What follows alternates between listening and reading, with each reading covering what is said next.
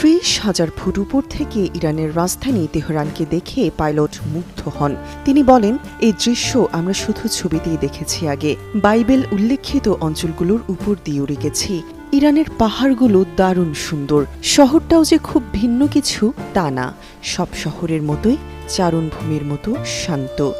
হয়তো নিচের মানুষেরা আতঙ্কে ছিল, কিন্তু উপর থেকে দেখলে সব স্থির। তিনি আরও বিস্ময়করভাবে যোগ করেন, আমি আশা রাখি একদিন এই শহরে যেতে পারব। অভিযানের কয়েক ঘণ্টা আগে তিনি তার সন্তানদের বিদায় চুমু দিয়ে বের হন। তার স্ত্রী তাকে আলিঙ্গন করে বলেন, যা করতে হয় করো, আমরা আছি, তোমাকে সাহস দিচ্ছি। পাইলট এটিকে শুদ্ধ অক্সিজেন হিসেবে বর্ণনা করেছেন। তামান্না তাবাসসুম, যুগান্তর নিউজ।